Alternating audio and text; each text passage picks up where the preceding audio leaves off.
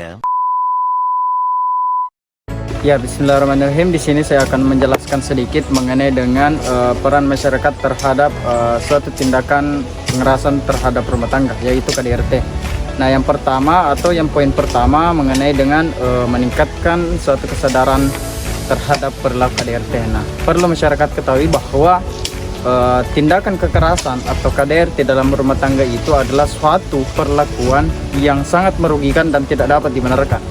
Dan pemahaman ini dapat kita dapatkan melalui suatu proses evaluasi, begitupun dengan suatu diskusi di lingkungan sekitar, dan juga mendorong kesadaran atau perubahan sikap atau perilaku. Nah, jadi mendorong perubahan sikap atau perilaku dalam masyarakat ini sangat penting terhadap tindak kekerasan ataupun KDRT itu sendiri.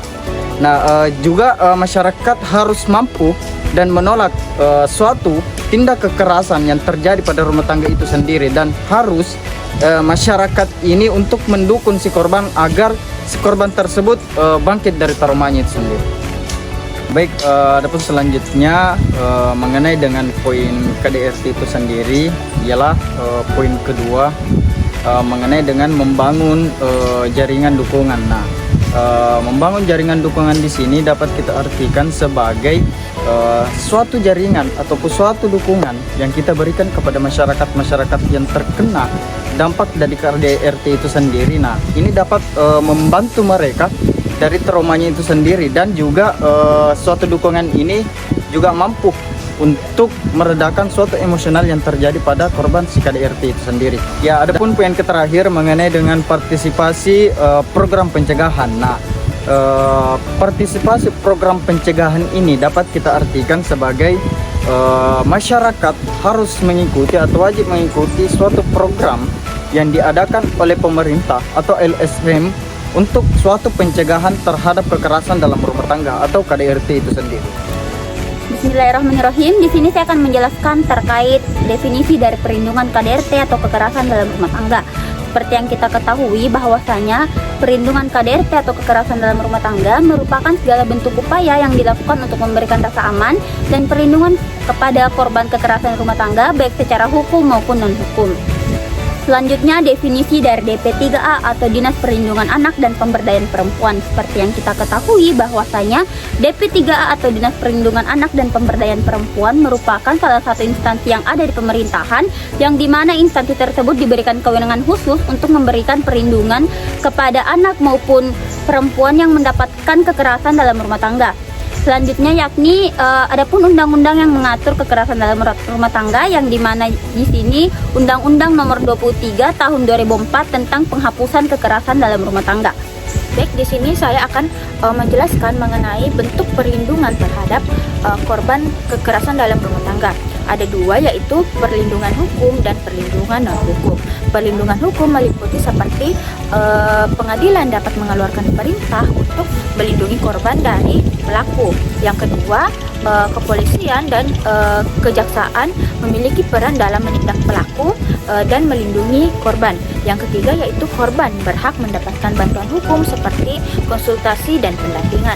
Adapun bentuk perlindungan non-hukum diantaranya seperti lembaga sosial masyarakat dan organisasi masyarakat memiliki peran dalam psikososial dan bantuan lain terhadap korban. Bismillahirrahmanirrahim. Assalamualaikum warahmatullahi wabarakatuh. Saya akan menjelaskan sedikit tentang peran masyarakat dalam dukungan korban. Dukungan korban yang dimaksud yaitu satu, memberikan dukungan moral. Dukungan moral yaitu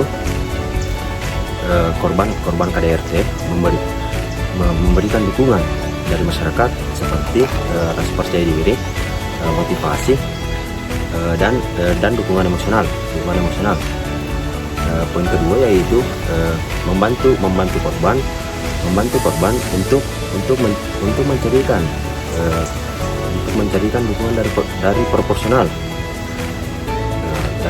Ya, maksudnya dukungan dari proporsional yang tersebut adalah yaitu masyarakat membantu mencarikan dukungan dari lembaga yang berkompeten. Nah, dari lembaga yang berkompeten seperti lembaga psikolog. KDRT. Terima kasih. Selanjutnya yaitu bentuk perlindungan KDRT menurut Undang-Undang Kekerasan dalam Rumah Tangga, di mana bentuk perlindungan di sini mencakup dua, yaitu yang pertama perlindungan keamanan dan fisik, yaitu yang pertama perintah perlindungan, di mana keadilan di sini berhak mengeluarkan perintah perlindungan yang mengikat pelaku untuk menjauhi korban agar tidak terjadi lagi suatu kekerasan dalam rumah tangga. Terus yang kedua yaitu penangkapan dan penahanan, di mana pelaku di sini berhak ditahan atau ditangkap apabila adanya bukti-bukti yang cukup kuat. Terus yang ketiga yaitu perlindungan dari pihak ketiga, di mana korban dapat mendapatkan perlindungan dari keluarga atau dari pengadilan, kejaksaan, kepolisian atau dari pihak lainnya. Selanjutnya yaitu bentuk perlindungan yang kedua yaitu adanya bantuan hukum dan medis, di mana bantuan hukum di sini pelaku berhak mendapatkan bantuan hukum dari pihak kepolisian, kejaksaan atau pihak lainnya.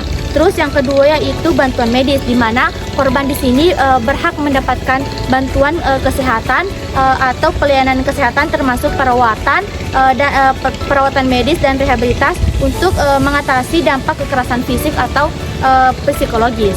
Selanjutnya itu bentuk perlindungan kekerasan dalam rumah tangga menurut Undang-Undang KDRT, yaitu di mana Undang-Undang Penghapusan Kekerasan dalam Rumah Tangga di sini memberikan perlindungan yang komprehensif, di mana bentuk perlindungan di sini mencakup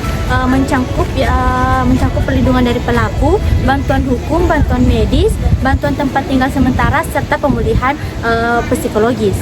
Oke, standby, kamera ready, sound ready, 3, 2, 1, action. Assalamualaikum. Assalamualaikum. Saya baru pulang. Kamu masak apa hari ini? Aku gak masak hari ini. Kamu gak masak hari ini? Ya karena kamu gak ngasih aku duit. Dasar istri gak guna. Kamu ada yang gak becus jadi suami. Kamu ngomong apa tadi? Aku tahu kamu selingkuh.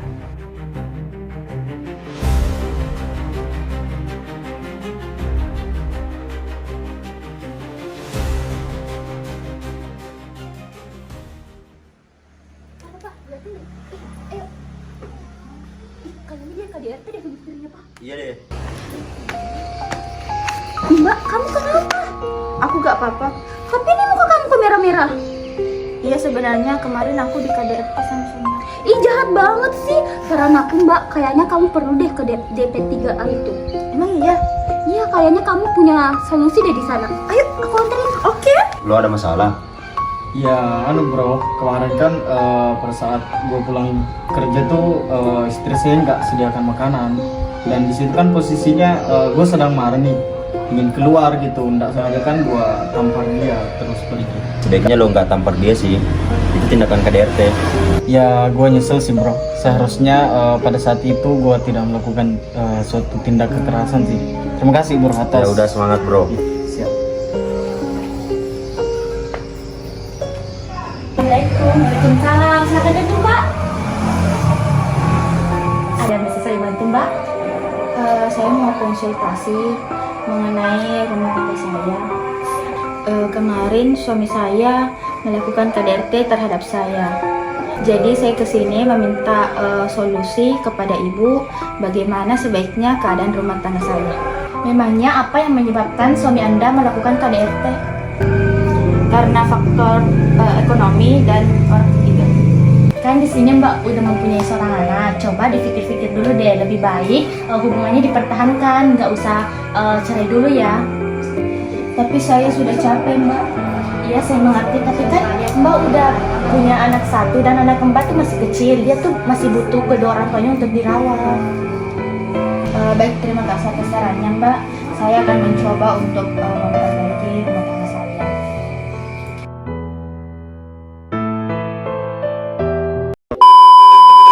Stop KDRT, sayangi keluarga.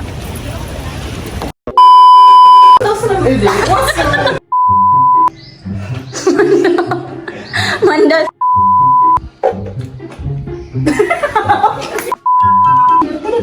Iya kayaknya dengar.